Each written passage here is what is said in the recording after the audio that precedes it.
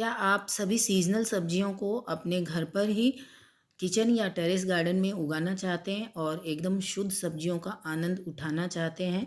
विशेषकर गर्मी की सीज़नल सब्जियों को आप अपने छत पर उगाना चाहते हैं पर उगा नहीं पा रहे हैं क्योंकि बहुत भीषण गर्मी पड़ने लग गई है और ऐसे में आप बीज अंकुरित नहीं कर पा रहे हैं। आपके बीज अंकुरन ही नहीं हो रहे हैं सबसे पहले तो, और यदि अंकुरित हो भी जाते हैं तो वो इस तरह से एकदम अनहेल्दी से सैपलिंग्स तैयार हो रहे हैं। एकदम लेगी लेगी सा सैपलिंग होता है और कुछ दिन बाद वह सूख जाता है या मर जाता है। तो कुल मिलाकर बीजों को अंकुरित करना इस भीषण गर्मी में एक कठिन कार्य हो जाता है, जिसके कारण से आप बीजों को अंकुरित करने का विचार ही छोड़ देते हैं और अपनी पसंद की सीजनल सब्जियां अपने छत पर या किचन गार्डन में नहीं उगाते हैं। आपके इस समस्या का समाधान आज के वीडियो में मिलेगा। आज के वीडियो में मैं आपको बहुत ही सरलता से बीज उगाना बताऊंगी। 3-4 उपाय, बहुत सरल उपाय बताऊंगी कि कितनी आसानी से आप बीजों को जर्मिनेट कर सकते हैं। बहुत आसानी से भीषण गर्मी में भी बीजों को आप जर्मिनेट कर सकते हैं। और बीजों को जर्मिनेट करने के बाद आप मई में किन सीजनल सब्जियों को अपने छत पर टेरेस गार्डनिंग में आसानी से उगा सकते हैं, ये जानकारी भी आज के वीडियो में आपको मिलेगी। तो वीडियो को अंत तक आप अवश्य देखिएगा। नमस्कार दोस्तों, आप देख रहे हैं अपना यूट्यूब चैनल SK गार्डनिंग और मैं आप सबका पुनः हार्दिक स्वागत करती हूं अपने चैनल पर। तो चलिए अब हम हमारा जो आज का टॉपिक है बीजों को जर्मिनेट करने का, अंकुरित करने का, उसके विषय में चर्चा करते हैं। तो सबसे पहली चर्चा तो हमारे जो बीज होते हैं, जो ये हमारे बीज हैं, ये अंकुरित क्यों नहीं होते हैं। इनके अंकुरन के लिए आपको 3 मुख्य बातों का ध्यान रखना होता है। सबसे पहला, मिट्टी। सबसे पहले आपको बहुत ही अच्छी सीडलिंग मिक्स तैयार करनी है।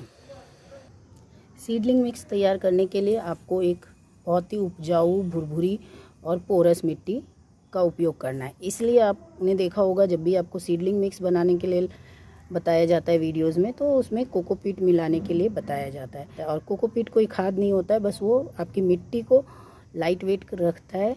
तो कोकोपीट के इसलिए बहुत सारे सब्सटीट्यूट जो घर में ही फ्री में मिल जाएंगे, वो मैं अपने वीडियोस पे बताती रहती हूँ। देखिए, आज तक मैंने कभी भी कोकोपीट का तो उपयोग नहीं किया है, लेकिन आप चाहें, अगर आपको समस्या आती है बीजों को जर्मिनेट करने में, तो आप थोड़ा सा कोकोपीट मंगा सकते हैं और कोकोपीट का उपयोग कर सकते हैं। सीडलिंग मिक्स अच्छी बनाएंगे तभी आपके बीज जर्मिनेट होंगे। तो मेरी मिट्टी देखिए कितनी भुरभुरी है, ऑलरेडी मिट्टी है ये, इसमें मैंने अभी कुछ नहीं मिलाया, ये मिट्टी है। इसमें जितनी मिट्टी मैं लूँगी उतना ही गोबर की खाद लूँगी और फिर मैं उसमें बीज लगा दूँगी। और मैंने फ्री में कोकोपीट के सब्सटीट्यूट सीडलिंग मिक्स तैयार करने के लिए भी वीडियोस दे रखा है, तो आप चाहें तो वो भी चेक कर सकते हैं। मैं लिंक डाल दूँगी, आई बटन पे शो कर दूँगी, आप देख लीजिएगा। वो वीडियो भी बहुत ही आसान है, बिल्कुल फ्री की चीज़ों से आप सीडलिंग मिक्स तैयार कर सकते हैं। इसके बाद हम बात करेंगे कि आप चाहें तो सीडलिंग ट्रेज का उपयोग कर सकते हैं, नहीं तो इस तरह के अलग अलग वेस्ट डब्बे जो हमारे घरों में आते हैं, इनका उपयोग कर सकते हैं आप बीजों को अंकुरित करने के लिए। देखिए, इस सब में भी बीज अंकुरित हो रहे हैं। इसके अलावा जो वेस्ट गिलास आता है, डिस्पोजल ग्लास आता है, उस गिलास में भी आप सीडों को अंकुरित कर सकते हैं। तो ये तो मिट्टी हो गया। इसके बाद अब हम तापमान की बात करते हैं।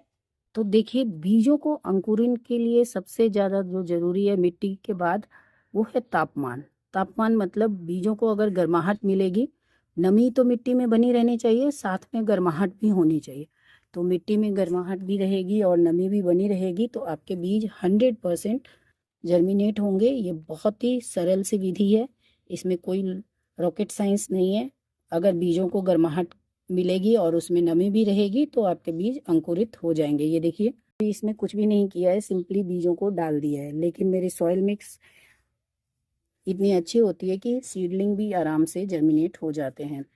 सबसे पहले बीजों को अंकुरित करने के लिए, खासकर जब आप गर्मी में ये काम कर रहे हैं, तब तो आपको जो बड़े बीज आते हैं, जैसे कि लौकी है, नेनुआ है, तरोई है, सेमफली है, बरबट्टी है, इन सब के बीजों को आपको, भिंडी, इन सब के बीजों को आपको एक रात ओवरनाइट सोक कर लेना है पानी में। उसके बाद अगले दिन आप चाहें तो उनकी डायरेक्ट बुआई अपने कंटेनर्स में कर सकते हैं, या फिर पहले उनका अंकुरन घर पर ही कर ले। बीजों को पहले से अंकुरित करने के लिए इस तरह से बीजों को, भिगोए हुए बीजों को आप टिश्यू पेपर में लीजिए और फिर इस तरह से टिश्यू पेपर को फोल्ड कर लीजिए।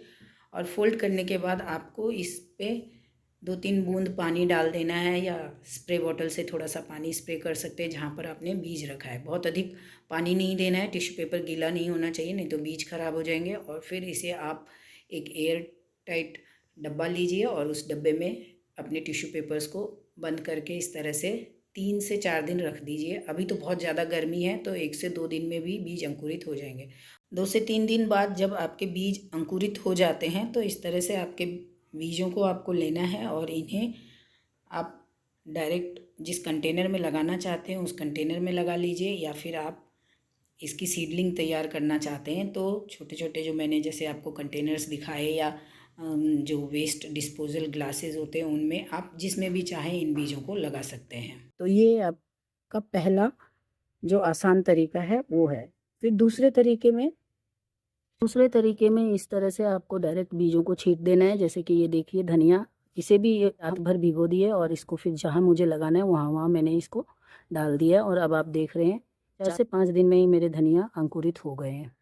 ये देखिए मैंने बीजों को डायरेक्ट कंटेनर में डाल दिया। ये करेले के बीज देखिए, ये खीरा मैंने डाला है। इस तरह से आपको जिन बीजों को भी आपने भिगोए हैं रात को उनको आप इस तरह कंटेनर्स में डाल दीजिए और अपने कंटेनर्स की नमी बनाए रखिए। उसमें उसकी मिट्टी को कभी सूखने नहीं दीजिए, ना ही ओवर वाटरिंग कीजिए, एकदम गीली नहीं, हल्की सी जैसे इस तरह से ड्राई हो जाए तो फिर बहुत हल्का सा पानी आप स्प्रे कर दीजिए तो आपके बीज जर्मिनेट होंगे ही होंगे।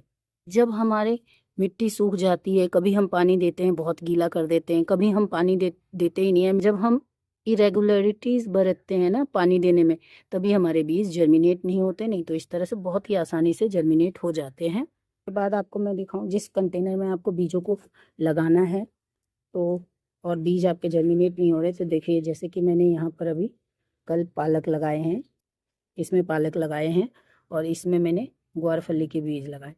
दोनों के बीज मैंने लगाए और बहुत ज़्यादा गर्मी है तो और बीजों को आपको जल्दी जर्मिनेट करना है तो आपको करना क्या है, कुछ नहीं करना है, बस इस तरह से कोई भी बोरी, सूती कपड़ा या जो भी आपके पास उपलब्ध है, खासकर वो जूट वाली बोरी बहुत अच्छी होती है, तो वो लेकर के आप इसको इस तरह से ढक कर रख दीजिए। 2 से 3 दिन ढक के रखिए बस। और आप पलट के देख लीजिए, जैसे ही बीजों का आपको अंकुरन दिखने लग जाए तो आप इस बोरी को पूरी तरह से हटा दीजिए। जब भी हमारे बीज अंकुरित हो जाते हैं, चाहे आप किसी भी विधि से उगा रहे हैं, चाहे आप घर में सीडलिंग ट्रेज में उगा रहे हैं, डायरेक्ट उगा रहे हैं, कहीं से भी बीज उगा रहे हैं, जैसे ही बीज आपके अंकुरित हुए आपको उसे फुल सनलाइट में रख लेना है। अगर आप सनलाइट में नहीं रखेंगे तो ये बीज क्या होंगे कि एकदम लंबे हो जाएंगे और इनकी जो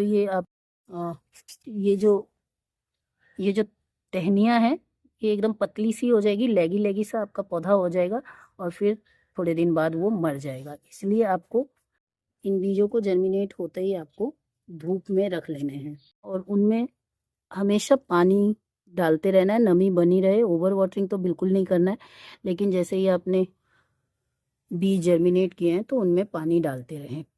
तो ये 3-4 बहुत ही सरल विधि से मैंने आपको बीज लगाना बताया है। और बीज लगाने के लिए आपको सॉइल मिक्स बनाते टाइम आपको बहुत ध्यान रखना है जो मैंने आपको बताया है। तो ये था बीज को अंकुरित करने का बहुत ही बेसिक सा विज्ञान। जब आपने बीज लगाना सीख लिया है, अब हम बात कर लेते हैं कि मई में आप किन सब्जियों को लगा सकते हैं। तो सबसे पहली सब्जी जो मई में आप लगा सकते हैं वो है नेनुआ। तो नेनुआ आप इस समय अवश्य लगाइए, बहुत ही अच्छी फ्रूटिंग करते हैं नेनुआ। देखिए ये मेरे पास अभी बहुत अधिक पौधे नहीं है, एक ही पौधा का फ्रूटिंग आप देखिए कितने सारी फ्रूटिंग लग रही है इसमें नेनुआ में। और नेनुआ के साथ ही इसी की जो एक ही प्रजाति है झींगा, जिसे हम तोरई बोलते हैं, वो भी आप लगा सकते हैं। और जब पौधे में पॉलिनेशन नहीं होता तो इस तरह फूल ख़राब भी हो जाते हैं। देखिए आज इनकी हार्वेस्टिंग भी हो जाएगी। देखिए आप साइज़ कितनी अच्छी आई है मेरे नेनुआ की। देखिए तो नेनुआ आप लगा सकते हैं। नेनुआ लगाने के लिए आपको इसके पौध तैयार करनी है और पौध जब 6 से 8 इंच का हो जाए तब आपको इसे बड़े कंटेनर में लगा लेना है। इस तरह के फ्रूट कंटेनर में मिनिमम 18 बाई 18 या 24 बाई 24 के कंटेनर में आप लगाते हैं तो नेनुआ लग जाएगा। और ये बहुत ही जल्दी फ्रूटिंग करने लग जाते हैं। देखिए ये अप्रैल में लगाया था मैंने, ये प्लांट मैंने दिखाया भी था, ये बीज अप्रैल में लगाया और अभी आप देखिए अप्रैल का आज 28 को मैं वीडियो शूट कर रही हूँ। तो देखिए अभी आपको मैं और दिखाती हूँ, नीचे भी है, ये देखिए इसमें फल बनने लग गए। ये देखिए आपको बताया ये सब 1 से 1.5 महीने में फ्रूटिंग देने लगते हैं, लेकिन आप देखिए मेरे पौधे 1 महीने में ही फ्रूटिंग करने लग गए हैं, क्योंकि मैंने इनकी डायरेक्ट बुआई की है। तो डायरेक्ट बुआई वाले पौधे बहुत जल्दी फ्रूटिंग करते हैं। ये देखिए ये भी मैंने डायरेक्ट बुआई की है और इसमें भी अभी फ्रूटिंग आने लग गई है। ये देखिए इसकी मैंने टिप यहाँ से तोड़ दी है, पर आपको मैं इसमें फल दिखाऊं। ये देखिए इसमें भी ये फल लगने लग गए हैं, ये देखिए। तो इस तरह से ये 1 से 1.5 महीने में ही फल देने लग जाते हैं। तो आप नेनुआ लगा सकते हैं, झींगा लगा सकते हैं। इसके बाद अगली सब्जी आप लगा सकते हैं लौकी। तो लौकी को भी इस समय लगा सकते हैं, मई में भी आप लगा सकते हैं। अगर आपने अप्रैल में नहीं लगाया है तो ये देखिए ये सब लौकी का मैंने पॉलिनेशन के बाद इन सब पे पन्नी डाल दिया है आज, ये देखिए। और लौकियों में इतनी सारी फ्रूटिंग्स हो रही है, आप देखेंगे तो बहुत सारी फ्रूटिंग,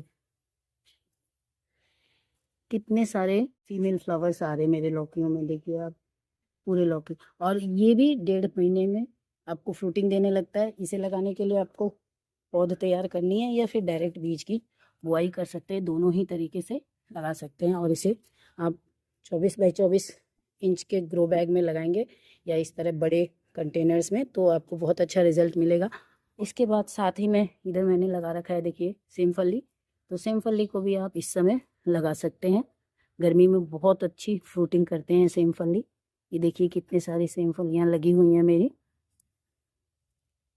तो इनकी मुझे हार्वेस्टिंग भी करनी है, ये देखिए। तो इस समय आप सेमफली लगा सकते हैं और सेमफली के लिए भी आप डायरेक्ट पौध लगाइए, बीज अंकुरित करके लगा लीजिए या इसके पौध तैयार कर लीजिए।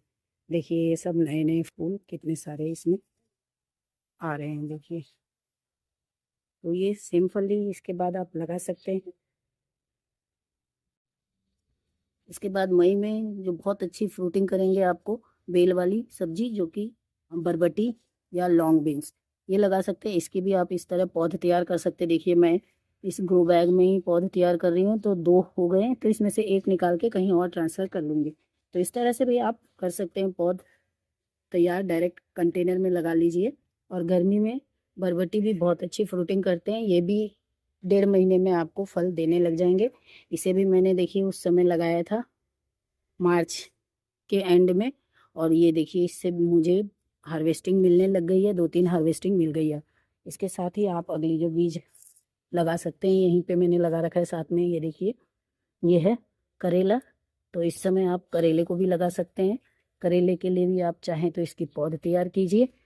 करेले की आप ये देखिए ये मैंने पौध की डायरेक्ट बुआई भी कर रखी है, या आप इसकी पौध तैयार कर सकते हैं। और फिर जब बड़ा हो जाए तो इस तरह से आप इसे भी मिनिमम 18 बाई 18 इंच के ग्रो बैग्स में ट्रांसफ़र कर सकते हैं। तो करेला भी आपको 1.5 महीने में फ्रूटिंग देने लग जाता है, तो आप इस समय करेला लगा सकते हैं। करेले के बाद अगली जो सब्जी है आप ककड़ी या खीरा, इस समय गर्मी में ककड़ी खीरा हम सबको खाना भी चाहिए और बहुत मिलता भी है, तो आप इस समय ये लगा सकते हैं। इसके लिए भी आपको इसकी या तो पौध तैयार कर लीजिए या इसको आप डायरेक्ट बुआई कर सकते हैं। मैंने अभी लगाना आरंभ किया है क्योंकि चूहों से अभी मुझे छुटकारा मिला है, नहीं तो चूहे मेरे कोई भी पौधे लगने नहीं दे रहे थे। तो देखिए ये अब मेरी ककड़ी और इधर खीरा, ये दोनों के ही पौधे बढ़ रहे हैं। तो आप इस समय ककड़ी, खीरा ये सब भी लगा सकते हैं। तो बेल वर्गीय जितनी भी सब्जियां होती है खासकर उनको, बीन्स, फ्रेंच बीन्स, इनको छोड़ करके आप अभी इस समय इन सब सब्जियों को लगा सकते हैं। इसके बाद हम बात करें जिन सब्जियों को आप साल भर लगा सकते हैं, जो बहुत अच्छी फ्रूटिंग भी करते हैं, तो देखिए मैंने अभी बताया बैंगन। बैंगन को बहुत ही आसानी से ग्रो कर सकते हैं, तो इस समय आप बैंगन लगा सकते हैं। बहुत ही अच्छी फ्रूटिंग करते हैं बैंगन। और बैंगन को लगाने के लिए इसके आपको पहले पौध तैयार करनी है। इसकी आप डायरेक्ट बुआई नहीं कर सकते, इस तरह से पौध तैयार कर लीजिए। और जब ये पौध इतने बड़े हो जाएं तब आप इनको बड़े बड़े कंटेनर्स में ट्रांसफ़र कर सकते हैं। और 2 महीने के बाद आपके बैंगन में फूल आने लग जाएंगे और 2.25 या 2.5 महीने तक में आपको बैंगनों से बैंगन हार्वेस्ट करने को मिलने लग जाएंगे। तो आप इस समय बैंगन लगा सकते हैं। बैंगन के बाद अगली जो सब्ज़ी जिसे आप अभी लगाएंगे गर्मी में, मई में भी लगा सकते हैं। आप एक बार आपने फरवरी में लगाया और अब इसकी बीज आप मई में लगा सकते हैं ताकि आपको ये लंबे समय तक फ्रूटिंग देता रहे। वो है भिंडी। तो भिंडी को इस समय आप लगा सकते हैं। भिंडी की आप सैपलिंग लगाइए या फिर इसको भी बड़े कंटेनर में यदि लगाते हैं तो आपको 3 से 4 एक ग्रो बैग में भिंडी आसानी से लगा सकते। अगर भिंडी को आप छोटे कंटेनर में लगा रहे हैं तो मिनिमम 10 इंच की उसकी गहराई रखिएगा। तो भिंडी बहुत ही आसानी से छोटे कंटेनर में भी लग जाता है और बड़े में आप एक साथ 3-4 पौधे लगा सकते हैं और 2 से 2.5 महीने में भिंडी से आपको हार्वेस्टिंग मिलने लग जाएगी। भिंडी के बाद आप अगली जो सब्जी है लगा सकते हैं जिसे अभी और बहुत अच्छी फ्रूटिंग करते हैं गर्मी में, वो है मिर्ची।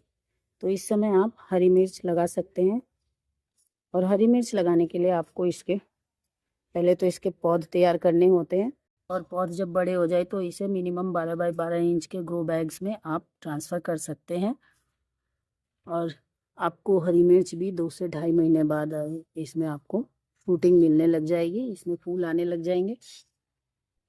ये फरवरी में लगाया हुआ मिर्ची है देखिए, और इसमें आप देखिए कितने सारे फूल आने आरंभ हो गए हैं। तो 2 से 2.5 महीने में मिर्ची आपको हार्वेस्ट करने को मिलने लग जाएगी। तो इस समय मिर्ची लगा सकते हैं आप।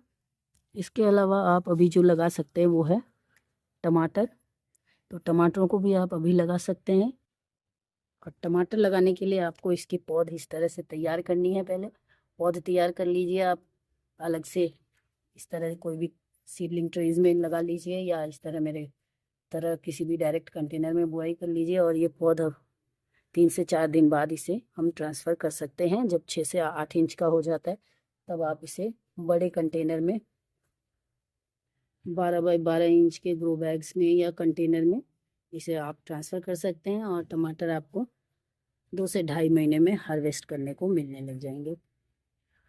टमाटर के अलावा आप इस समय लगा सकते हैं ग्वारफली। तो ग्वारफली भी आप इस समय लगा सकते हैं, गर्मी में बहुत ही अच्छी फ्रूटिंग करते हैं ग्वारफली। तो ग्वारफली को आप अभी लगा लीजिए।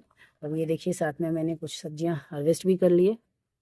और इसके बाद हम पत्ते वाली सब्जियों की बात करें तो इस समय आप धनिया को आसानी से ग्रो कर सकते हैं। धनिया ईजिली ग्रो हो सकता है। धनिया को लगाने के लिए आपको मिनिमम 6 से 8 इंच का कंटेनर लेना है और चौड़ाई वाला कंटेनर लें या गोल कंटेनर लें, बड़ा कंटेनर, तो आपको बहुत अच्छी इससे हार्वेस्टिंग मिलेगी। गर्मी में धनिया के साइज़ आपको थोड़ी कम मिलेगी, लेकिन धनिया ग्रो नहीं होता ऐसा नहीं है, धनिया भी ग्रो हो जाएगा और धनिया आसानी से लग जाएगी। धनिया के बाद साथ में ही आप लगा सकते हैं ये लाल साग।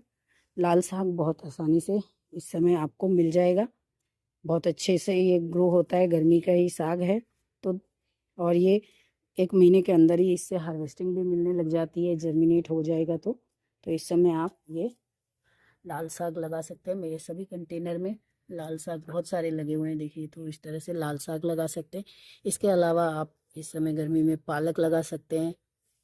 तो ये हरी सब्जियां भी आप इस समय अपने गार्डन में इंक्लूड कर सकते हैं। तो ये थी जानकारी, आप मई में किन सब्जियों को लगाएंगे, बीजों को कैसे आसानी से अंकुरित करेंगे।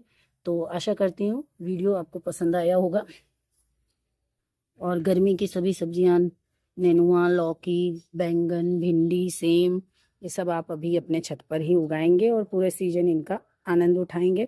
तो बस आज के वीडियो में इतना ही। वीडियो में दी गई जानकारी आपको पसंद आया हो तो वीडियो को लाइक कर दीजिएगा, चैनल को सब्सक्राइब कर लीजिएगा। मिलते हैं अगले वीडियो में एक नई जानकारी के साथ। तब तक के लिए नमस्कार दोस्तों।